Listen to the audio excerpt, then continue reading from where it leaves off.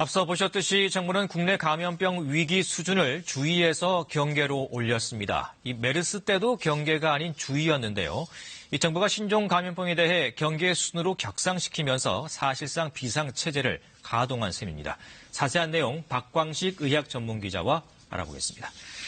네, 박 기자. 자, 이 주의에서 경계로 이제 한 단계 격상됐습니다. 이 어떤 의미로 봐야겠습니까? 네, 일단 먼저 이 감염병 위기 수준은 크게 4단계로 나눠볼 수가 있습니다. 네. 처음에 관심, 그리고 주의, 그리고 경계, 그리고 심각 이렇게 4단계로 나눌 수가 있고요. 각각을 색깔로도 표시를 하는데 파랑색, 노란색, 주황색, 그리고 빨강색으로 이렇게 표시가 됩니다. 그러니까 이번 격상으로 주황색, 노란색에서 주황색, 그러니까 주의에서 경계가 된 것이죠. 보통 쉽게 관심 단계는 처음에 해외에서 신종 유행병이 생겨난 상태, 그러니까 국내가 아닌 외국에서 유행병이 발발한 상태를 말합니다. 그런데 그 해외에서 유행하던 신종 감염병이 국내에서도 발견이 되면 그러면 관심에서 주의 단계로 격상됩니다.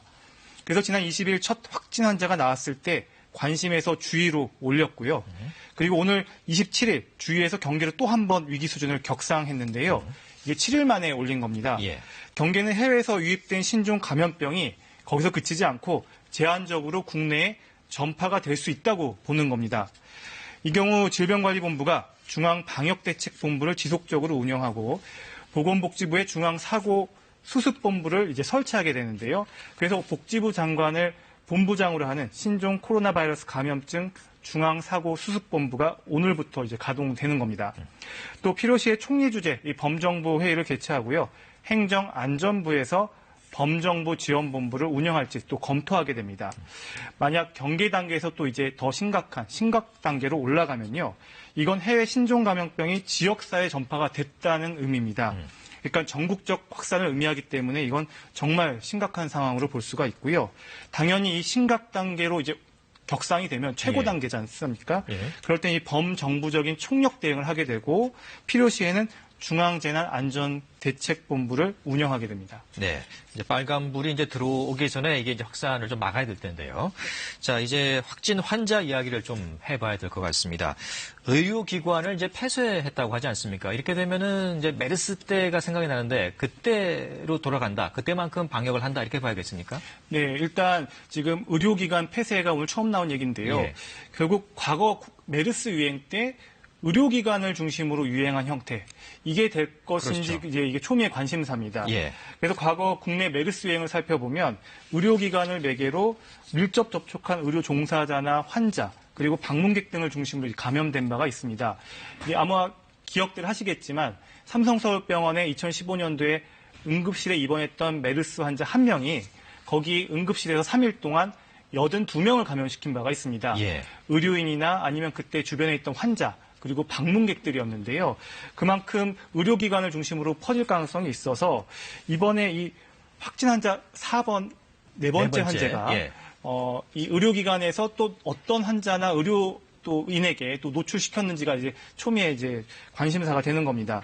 그래서 이 계속 바이러스를 뿜어대면서 의료기관에서 만약 환자나 이런 분들에게 노출됐을 때 훨씬 더 감염 위험성이 올라가기 때문인데요. 그래서 이제 신종 코로나 바이러스 이 4번째 환자의 동선이 그래서 중요한 이유고요. 일단 오늘 이 환자는 아침 8시 이후에 확진이 된 상태여서 지금 현장에서 심층 역학조사가 이루어지고 있다고 합니다.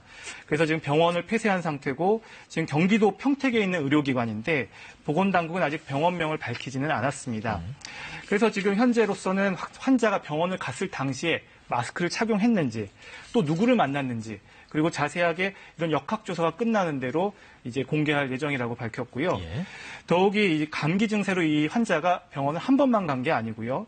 고열이나 근육통으로 같은 병을 재차 간 상황이어서 더 우려가 되고 있습니다. 그래서 노출 가능성이 높은 의료진이나 환자 감염 위험에 대해서 지금 심층 조사가 이루어지고 있고 조만간 공개될 예정입니다. 네, 이 조사가 좀 빠른 시간 내에 이루어져야지 다음 단계에 좀 대처가 가능할 것 같다는 생각이 들고요. 이 4번째 환자가 지금 관심사인데 이 무증상으로 이 검역대를 통과를 한 건지 또 일선병원에서는 뭐 전혀 이 증상을 몰랐던 건지 어떻게 된 건가요? 이게 병원 재차 갔거든요. 네, 이제 오늘 확진된 4번째 환자는 일단 중국 우한을 관광차 다녀왔다고 밝혔습니다. 그래서 20일 날 입국을 했는데요.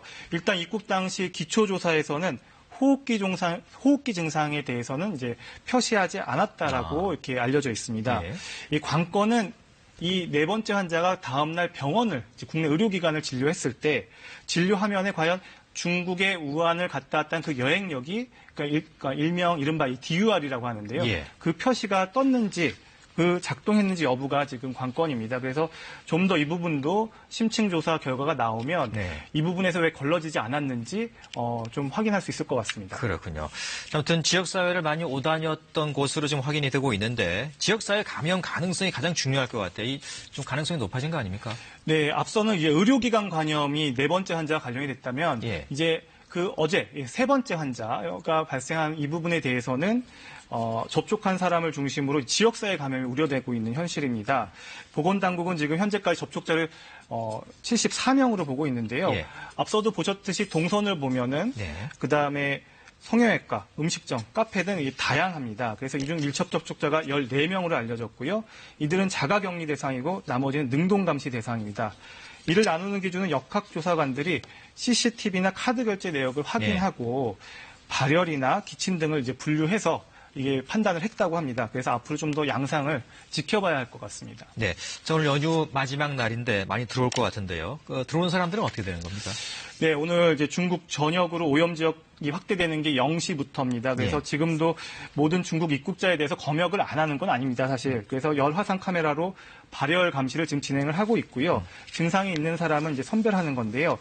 다만 오늘 이 입국 시 건강 상태 질문서는 인력과 지금 시설 장비가 준비돼야 하는 부분이라 이 오늘 인력을 받아서 이제 0시부터 그건 진행될 상황입니다. 그래서 내일부터 그게 진행될 거고요. 또한 입국자 명단도 의료기관에 전달하는 걸로 이제 준비 중이라고 밝혔고요. 예. 이제 보건당국은 현재는 중국 후베이성이 가장 위험한 지역으로 지금 보고 있습니다. 그래서 물론 이 이외 지역에서도 일부 환자가 나올 수 있는 우려가 제기되고 있긴 한데요. 예. 그래서 14일 이내에 발열, 호흡기 증상이 있으면 1339 질병관리본부에 꼭 알겠습니다. 신고하시는 게 좋겠습니다. 네, 가실 때 반드시 또 마스크 꼭 착용하시고 움직이셔야 될 것 같습니다. 네, 수고 많으셨습니다.